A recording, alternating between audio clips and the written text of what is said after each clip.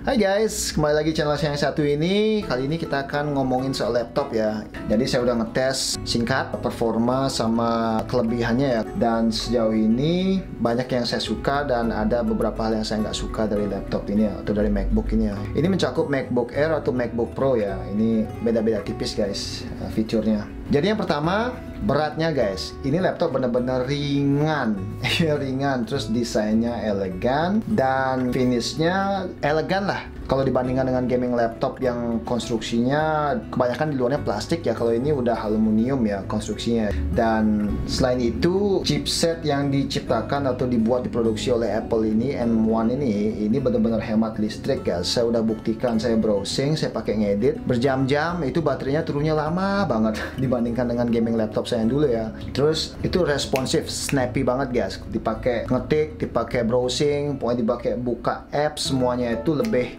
gimana ya, snappy ya. Dan terus terang aja guys, ini adalah MacBook pertama saya ya. Kedua dulu pernah punya tahun 2015, tapi karena suatu sebab ya saya jual lagi ya, karena nggak suka aja waktu itu ya. Karena saya masih ada gaming PC sama gaming laptop guys waktu itu ya. Dan singkat cerita, saya beli laptop ini karena gaming PC saya mendadak mati guys minggu lalu. Entah kenapa ya, kalau saya rasa mungkin motherboard atau power supply atau bisa juga prosesornya.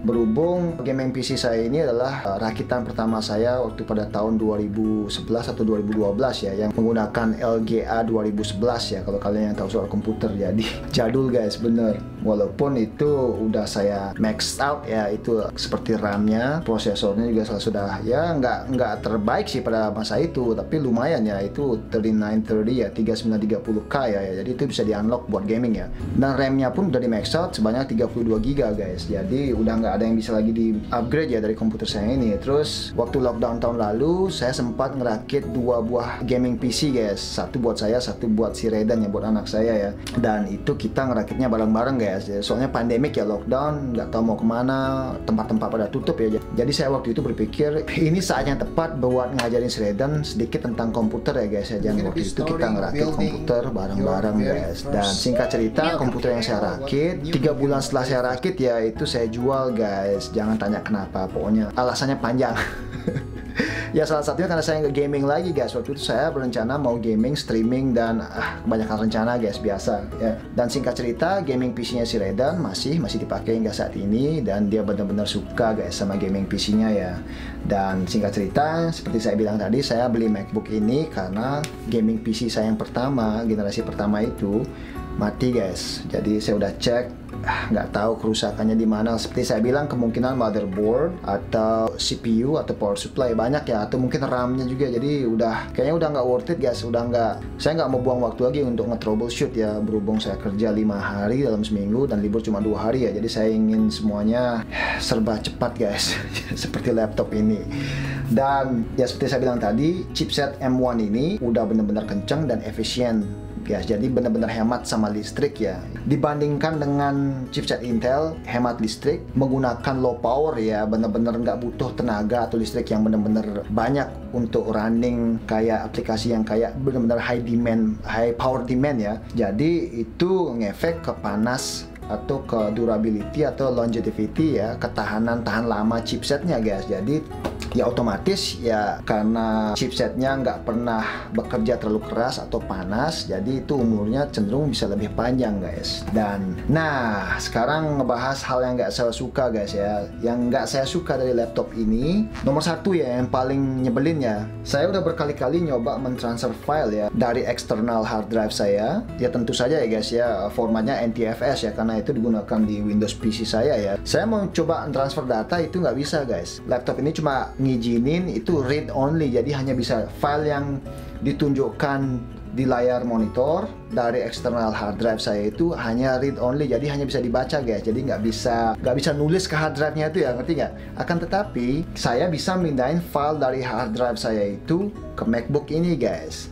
Nah sekarang kendalanya, saya punya 8 TB dan 5 TB external hard drive guys. Jadi kalau saya mau pindahin nge-reformat hard drive sesuai dengan formatnya Apple, itu saya mesti beli hard drive baru lagi guys. Dan saya hingga saat ini masih mikir ya jalan terbaik gimana ya. Apakah saya harus tukar ini dengan gaming laptop yang murah aja ya guys. Saya udah nggak peduli. Jadi intinya saya perlu laptop tambahan untuk mengakses file dari eksternal hard drive saya guys. Karena 8 TB, 5 TB itu terabyte data yang jumlahnya terabyte itu nggak kecil guys. Jadi kadang-kadang kalau prosesornya lemot itu ngebuka filenya itu walaupun nunjukin thumbnailsnya itu lama guys, lelet. Jadi kadang-kadang ya kalau kita mau cepet-cepet ya kan males nunggu guys. Itu salah satu faktor yang bikin saya kadang-kadang males ngedit guys, nunggu ngebuka file di situ guys. Kalau di iPad ya, kalau itu datanya atau filenya terlalu gede itu kadang iPadnya agak lelet dikit lah ngebuka filenya atau ngebaca filenya. Dan hal yang lain nggak saya suka dari laptop ini, MacBook ini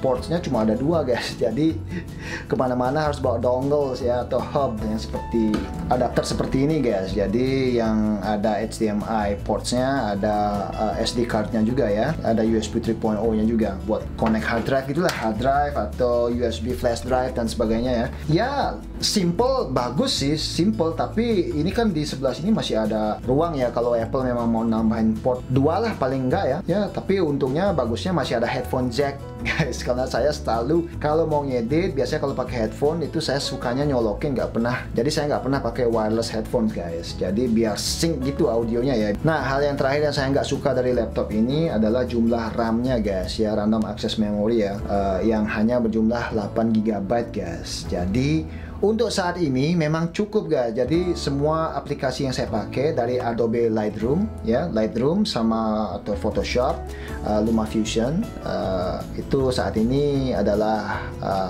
video editor favorit saya guys.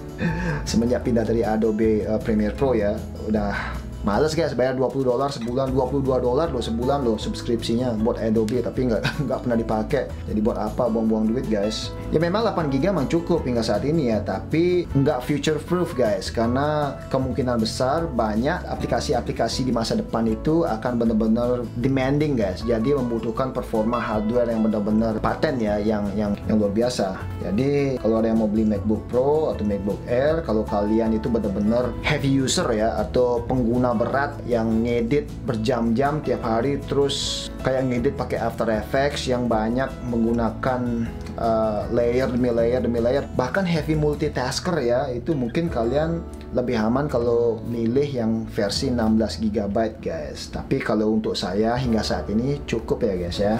Ya seperti saya bilang tadi ya, yang saya suka juga karena ringan banget guys. Beratnya ini mungkin lebih ringan daripada iPad Pro saya ya. Setelah dipakein case ya, ini case-nya lumayan juga beratnya guys. Jadi ini iPad Pro saya guys, generasi terakhir yang sebelum 2021 ya.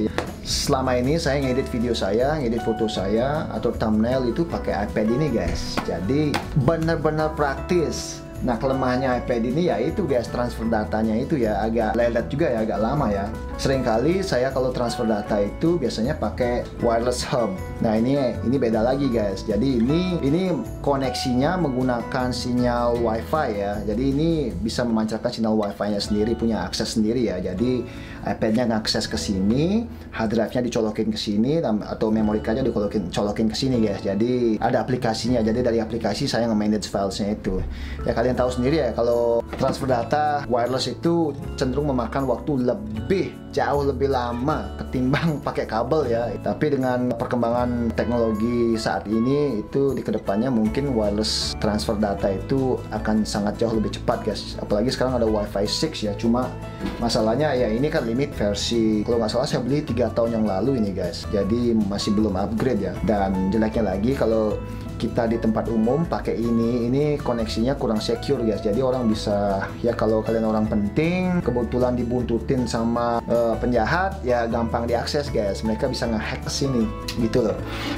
Nah sekarang dilema saya itu guys, mindahin data ya, transfer ya. Jadi kalau saya mau nge-keep laptop ini, kalau saya mau mulai saat ini ngikutin Apple ecosystem ya, workflow-nya Apple ya, jadi saya harus nge-reset external hard drive saya itu guys, yang jumlahnya 8 TB plus 5 TB plus 2 TB guys. Jadi itu bukan jumlah yang sedikit ya. Jadi saya harus beli external hard drive lagi, transfer datanya itu ke laptop ini atau hard drive yang sudah saya format dengan laptop ini ya, formatnya Apple ya, baru diformat hard drive saya yang lama itu diformat sesuai dengan sistemnya Apple ya. Transfer data itu big deal loh guys buat saya ya. Jadi saya bukan follower ya, saya nggak punya loyalty sama brand apapun juga, entah itu Intel, entah itu Apple, entah itu Samsung. Yang ngikutin maksudnya ngikutin aja perkembangan teknologi. Cuma untuk brand loyalty itu saya belum saat ini nggak peduli ya. Jadi saya yang penting itu bisa dipakai, as long as it works for me, you know, that's all matter. I don't care about brand.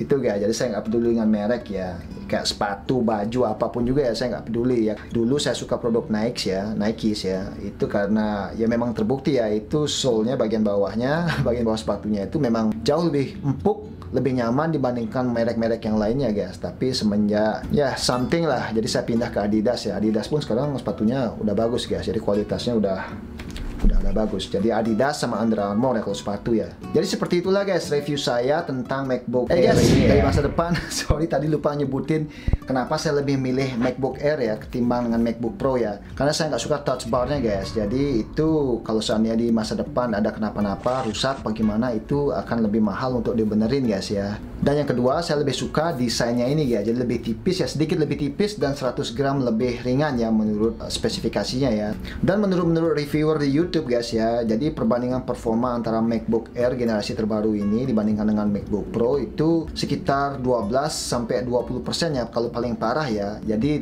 MacBook Pro bisa 20% lebih unggul dibandingkan dengan MacBook Air ya dalam hal seperti video editing atau multitasking ya, dimana prosesornya itu bisa nge-push power konstan karena punya active cooling ya, yaitu ada kipasnya guys di dalam MacBook Pro tersebut, dibandingkan dengan ini yang nggak ada kipasnya sama sekali di dalam guys. Tapi kelebihannya oleh karena itu kalian bisa ngedit bener-bener sepi guys. Jadi laptop ini nggak ada suaranya sama sekali pas kalian ngedit ya. Ya walaupun performa MacBook Pro itu bisa 12% sampai 20% lebih unggul daripada MacBook Air, tapi itu biasanya kelihatan dalam hal contohnya sewaktu ngerender ya final project kalian ya, atau ngerender hasil final video kalian ya. Itu biasanya MacBook Pro akan menyelesaikan proyek tersebut mungkin hampir 1 menit lebih cepat daripada MacBook Air ya. Tapi kalau bagi saya final export duration itu atau waktu untuk mengekspor proyek final saya itu nggak masalah guys, karena saya biasanya juga kalau saya habis klik export saya tinggal makan atau ngambil snack atau kemana guys. Jadi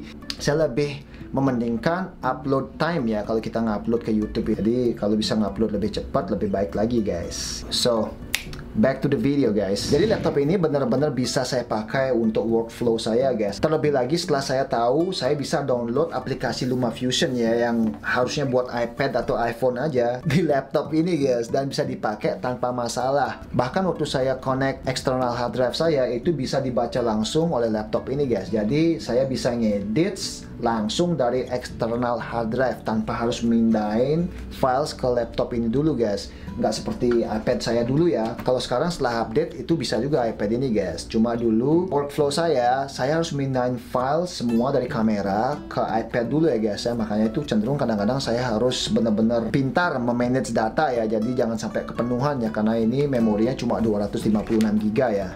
Nah seperti itulah guys. Jadi dulu saya ngeditnya, transfer data ke iPad ini, baru saya bisa transfer ke LumaFusion ya, baru saya mulai ngedit ya. Dan gak enaknya lagi guys, kalau operating system iOS itu agak kurang fleksibel ya. Contoh, kalau saya mau download royalty free music ya dari subskripsi saya di Epidemic Sound ya, itu bayarnya kira-kira $15 ya. Jadi kalau saya mau download, ini agak ribet guys kalau pakai iPad. Jadi saya harus download Dropbox, saya harus subskripsi ke Dropbox dulu, downloadnya ke Dropbox. Jadi dari Dropbox baru bisa di-connect ke LumaFusion guys. Dan kalau pakai Windows atau Mac OS itu bisa langsung di-download ke internal atau eksternal hard drive yang terhubung dengan laptop kalian guys. Jadi lebih fleksibel dan lebih cepat ya workflow-nya ya. Jadi sekarang tergantung kebutuhan kalian aja ya, gimana ya. Seperti saya bilang, saya nggak harus banget menggunakan produk Apple ya, atau ngikutin Apple workflow ya, karena berhubung saya udah punya iPhone, pakai iPad, memang udah saatnya saya pindah ke MacBook ya, supaya workflow-nya lebih lancar ya dalam hal pemindahan data dan sejenisnya guys. Oke guys, jadi sekian dulu review abal-abal ini ya, yang asal-asalan ya. Nah, saya Saya punya cerita singkat ini guys, sebelum saya tutup vlog ini. Semalam saya pulang kerja itu saya nemuin kucing guys di belakang restoran, dan kucingnya benar-benar lucu guys. Dan ini kalau menurut saya kemungkinan kucing yang dicari 2 minggu yang lalu guys, sama seorang cewek ya. Ada cewek, ini si Riko bilang waktu dia lagi ngerokok di luar, ada cewek naik mobil lewat di belakang restoran dan dia lagi nyariin kucing. Ditanya si Riko, ada lihat kucing nggak? Si Riko waktu itu nggak ngelihat kucing ini guys. Dan setelah cewek itu pergi, ternyata ada kucing kecil keluar guys dari bawah tempat sampah, dan si Riko ngeliat kucing itu guys. Nah, si Riko waktu itu berusaha manggil kucing itu, ngumpanin dah segala macam ya, tapi kucing itu nggak mau guys, masih takut guys. Dan singkat cerita, selang 2 minggu kemudian, yaitu kemarin semalam, saya ngeliat teman saya si Alex lagi manggil-manggil kucing di luar dan ngasih makan kucing. Saya bilang, Lex, itu kucing siapa? Itu kucing liar, kayaknya kucing liar. Terus saya lihat kucingnya, ini kayaknya kucing yang 2 minggu yang lalu dicariin sama cewek tersebut guys. Nah, singkat cerita, saya umpanin, saya kasih makan, ternyata jadi jinak, bersahabat.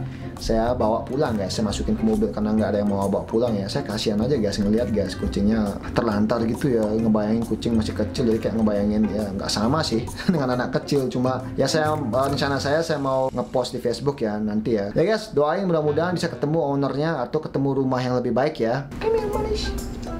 Ini guys, kucingnya guys ya, jadi mudah-mudahan bisa ketemu penyayang binatang yang bisa ngasih kamu rumah yang lebih baik lagi. Oke.